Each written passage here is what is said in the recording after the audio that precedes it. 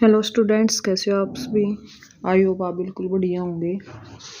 और जो class 12th से रिलेटेड इंग्लिश फ्लेमिंगो की जो स्टोरीज आती हैं वो ज़रूर देखते होंगे, क्योंकि हमारा जो काम होता है वो होता है कम समय में ज़्यादा काम करवाना। तो चलिए आज हमारी जो छोटी सी स्टोरी लेकर आए हैं, क्योंकि ये स्टोरी उन बच्चों के लिए है जो कॉम्पिटिटिव एग्ज़ाम की तैयारी करते हैं और जिनके पास टाइम की वैल्यू बहुत ज़्यादा है और जो अपना कम समय में ज़्यादा काम करना चाहते हैं। तो देखिए, आज जो हमारा चैप्टर है वो चैप्टर 8 है, गोइंग प्लेसेस। और इसके जो राइटर हैं वो हैं A.R. बार्टन। तो ये जो स्टोरी जो रहेगी हमारी पॉइंट टू पॉइंट चलेगी, यानी जो स्टोरी के main points of the story हैं उसके मीडियम से आपको पूरी स्टोरी क्लियर कराई जाएगी। जो हमारा चैप्टर 3 या 4 दिन में कंप्लीट होता है वो हम उसको 8 से 10 मिनट में क्लियर करके आपके कंसेप्ट यानी जो जो स्टोरी में मेन मोटो है वो बताया गया है वो सिर्फ आपको बताया जाएगा। तो चलिए स्टार्टिंग करते हैं स्टोरी की। तो स्टोरी का नाम आप सभी को पता चल गया, क्या नाम है स्टोरी का, गोइंग प्लेसेस। तो यहाँ पर स्टोरी स्टार्ट होती है, दो फ्रेंड्स हैं, दो लड़कियां हैं जिनका नाम क्या क्या है, एक सोफ़ी है एक जैंसी है। तो दोनों के बारे में यहाँ पर जिक्र किया गया है कि किस तरीके से वो सपने देखती हैं। तो सबसे पहले जो गर्ल है उसका नाम क्या है, सोफ़ी है, जो स्कूल से घर लौट रही होती है, और उसकी सहेली है जैंसी जो उसके साथ है। उनके स्कूल से छोड़ने में अभी कुछ ही दिन बाकी थे, इसलिए वो अपने भविष्य की योजनाओं के बारे में बातें कर रही थी। जो जैंसी थी वो बिल्कुल सादी सी लड़की थी, वह कोई झूठे सपने नहीं देखती थी। वह जानती है कि उसको बिस्कुट जो फैक्ट्री है उसके लिए क्या किया गया है, निश्चित किया गया था। वह इस बात से संतुष्ट प्रतीत होती कि जो भाग्य ने उसको दे दिया वो उसी में खुश है। किंतु जो सोफ़ी थी वो जैंसी से बिल्कुल अलग थी, बिल्कुल अपोजिट थी। वह एक काफ़ी गरीब परिवार से संबंध रखती थी, किंतु वह बहुत महत्वाकांक्षी थी। वह अपने लिए एक बढ़िया फैशन की दुकान खरीदने की योजना रखती थी। यद्यपि उसके पास पैसे का कोई साधन नहीं था, फिर भी वह सीधे ही एक मैनेजर बन जाएगी इस तरीके का वो सपना देखती थी। या फिर उसका सपना क्या होता था कि वो एक अभिनेत्री बनेगी, एक फैशन डिजाइनर बनेगी। यानी जैंसी उसे झूठे सपने से बचने को कहती, किंतु सोफ़ी जो थी उसकी बात की तरफ ध्यान नहीं देती थी। तो इससे हमें क्या पता चला था कि जो सोफ़ी है वो सिर्फ जो सपनों की दुनिया में खोई हुई रहती थी, सिर्फ सपने देखती रहती थी। लेकिन जो जैंसी है वो उसके बिल्कुल अपोजिट है, क्योंकि वो उसको पता था कि उसको क्या करना, और जो भाग्य ने उसको निर्धारित कर दिया था वो उसी में खुश थी।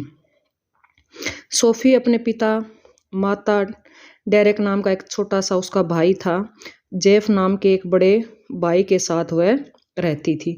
तो ये सोफ़ी कौन किस किस ये सोफ़ी की फैमिली के बारे में बताया गया है। सोफ़ी की फैमिली में कौन कौन है, पिता है, माता है, और डेरेक नाम का एक छोटा उसका भाई है, और जेफ नाम का एक बड़ा भाई है। ये उसकी फैमिली है जिनके साथ वो रहती है। पिता एक बहुत निश्चिंत किस्म के व्यक्ति थे, आदमी थे। उसका मन जब मन चाहता तो वह मैं खाने चले जाते। बेचारी माँ सारा घर का काम करती थी।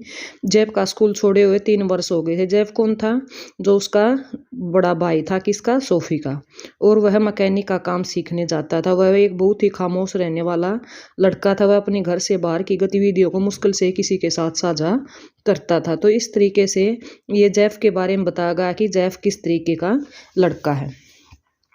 सोफ़ी को अपने बड़े भाई पर बहुत भरोसा था। सोफ़ी का बड़ा भाई कौन था, आप सभी को पता चला, जैफ उसका बड़ा भाई था।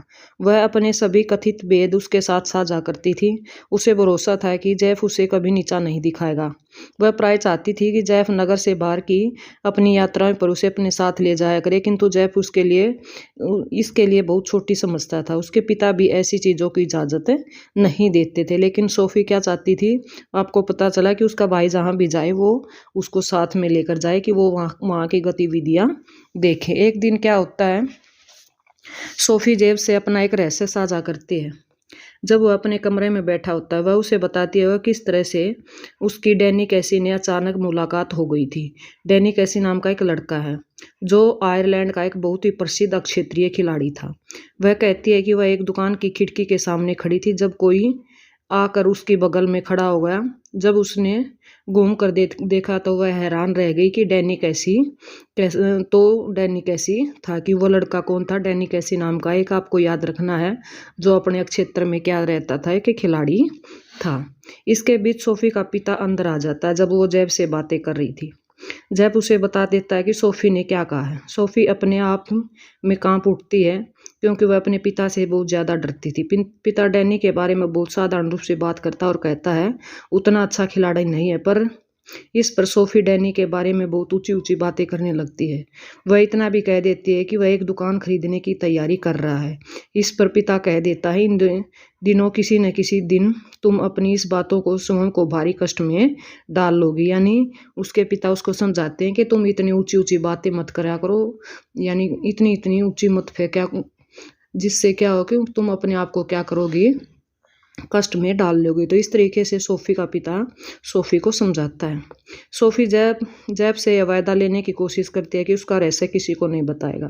जैब कहता है वह बताने को और कुछ नहीं है, तो भी वह उसे बता देते हैं कि उसने डैनी के साथ बहुत ही घनिष्ठ बातें की हैं, वह उसे पसंद करने लगा है। वह इतना भी कहते हैं कि डैनी उससे अकेले में मिलने का वायदा किया है। इस पर जैब कहता है यह सबसे असंभव होने वाली बात है जो कभी मैंने नहीं सुनी है। यह सुनकर स्पष्ट वो कहता है कि सोफी को कहानियों में विश्वास नहीं करना चाहिए। तो वो फिर उसका भाई जो बड़ा जैफ है वो सोफी को समझाता है। तो इस स्टोरी में जो सोफी है, सोफी से डैनी की कथित मुलाकात की कहानी पड़ोस में फैल जाती है, यानी जो बात उसको बताई गई वो पड़ोस में फैल जाती है। जेंसी भी सोफी से इस बारे में बात करती है। सोफी इस ढंग से बात करती है कि जिससे जेंसी वह विश्वास करने लगी कि कहानी तो सच्ची है, किंतु उससे कहती है कि वह इसे एक रहस्य ही रखे। यानी कहानी सच्ची लगती है लेकिन आप लोगों के सामने इसको न बताएं, क्योंकि लोग आपका क्या करेंगे, मजाक उड़ाएंगे, इसलिए आप इसको क्या करें, रहस्य ही रख कर बातें करें, यानी इसको सीक्रेट रखें। अपनी जो स्वप्न में कल्पनाओं में सोफी ऐसा विश्वास करने लगते हैं कि डैनी ने सचमुच उसे अकेले में मिलने को वायदा किया है। यानी खुद कल्पना, जिसमें डैनी ने उसको नहीं किया, सिर्फ वो कल्पना करती है कि जैसे उसने उसको अकेले मिलने के लिए बुलाया है। वह नहर के किनारे एकांत जगह पर चली जाती है। वहाँ वह उसकी एक बेंच पर बैठकर उसका इंतजार करती है। अंत में वह उदास महसूस करने लगती है क्योंकि उसने बहुत इंतज़ार किया, लेकिन जो डैनी था वो वहाँ पर नहीं आया। वो उसका दिल टूट गया।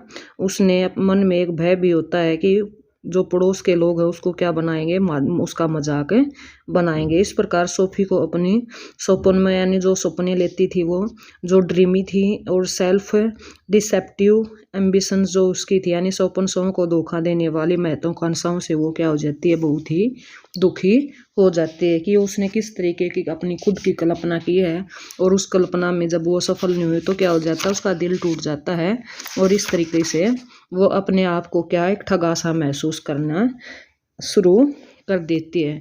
तो ये जो स्टोरी थी ये किसकी है, आपको पता चला सोफी एक जो बहुत ही इमेजिन, यानी जो सपने देखने वाली लड़की थी, कल्पना करने वाली लड़की थी, उस स्टोरी के बारे में बताया है। और आपको इसमें 5-6 कैरेक्टर देखने को मिले हैं, जिसमें से एक तो पूरी सोफी की फैमिली है और एक डैनी नाम का लड़का जिससे वो कल्पना रूप से प्रेम करती थी, और एक उसकी फ्रेंड है जिसका नाम क्या है, जेंसी है, जो उससे बिल्कुल अपोजिट थी।